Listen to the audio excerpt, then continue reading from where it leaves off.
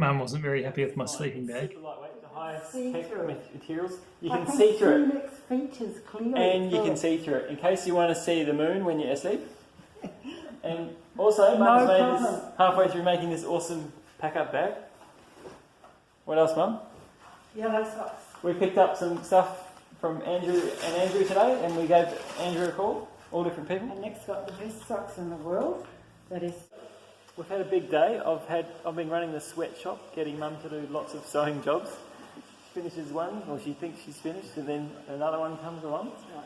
And now we're just going through the last things. We've got to tomorrow morning. We're flying to Bangkok and Munich, and this is Mum's suitcase.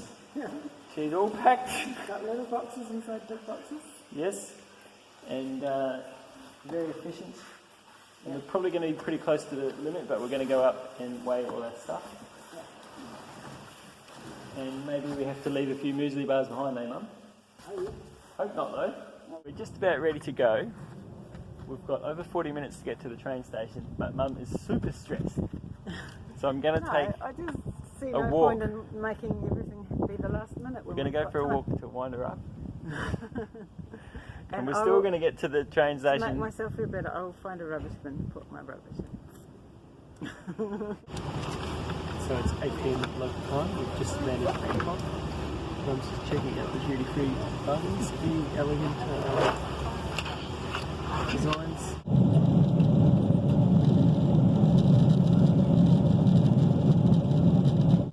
So we're on our way now. Ben was waiting for us, he'd sorted the car hire out, even got us some food. We were nervously waiting for our luggage, but when we saw Ben, he said, we've got nothing to worry about. We've got only 2.5 hours on the GPS, leaving at 8 AM to get there for the mandatory 11 AM latest possible arrival. It's just started raining, so nice day for a drive. Yeah. You loop this out, you just pull it out, right? So it's starting to get near the top now. So this will be the prologue done and dusted, hopefully not too far away, and I took a slight detour for the snow. Ooh. Nice.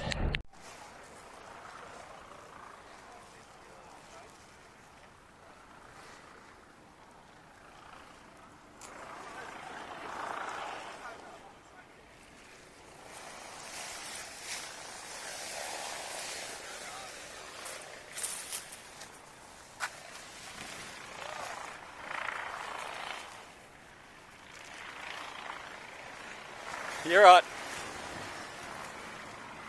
Off we go, the prologue. First flight in this new harness. So, at the moment my flight deck is behind me.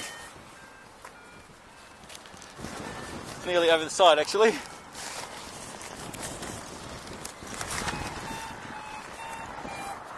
Right, bit disorganised. Haven't quite got in my pod yet. There we go, first time.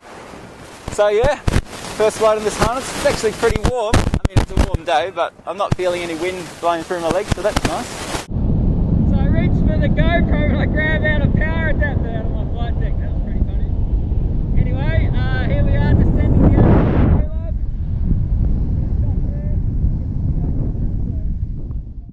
Unfortunately, my camera mic stopped working, so I'll be doing voiceovers.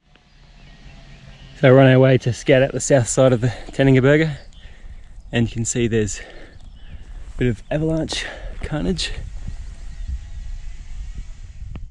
We had to be back in Bargrind for a race briefing in the afternoon, but the first flight was a bit early, bombed out. Had to walk up, but the second time I got up over here, over the Col, and that's looking towards Bargrind.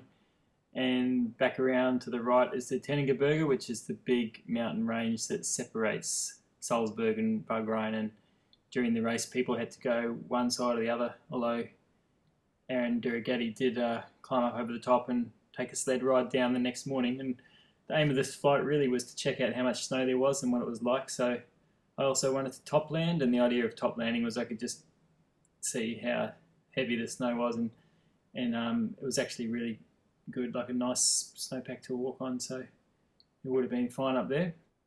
It's actually pretty windy and gusty on top though, so it was a bit tricky to find a safe place to take off and land, but it was pretty good in the end, and the wings pretty awesome, as I found out the next few weeks. But yeah, really I probably could have done with a few extra flights to test out my gear. Normally we had a lot of southwesterly firn, so we didn't have any chance to fly apart from this day where it was cut short because of the race briefing and the prologue, whereas a quick flight down, if you were fast enough up the hill, a lot of the people had to walk down because it got pretty nasty later on. So it would have been nice to have better weather and test out my gear a bit more, but that was my pre-week. So I've eaten 9 of these so far. Looks like I'm going to have to eat 11, these jokers. But Mum's eaten one, Ben hasn't even tried it.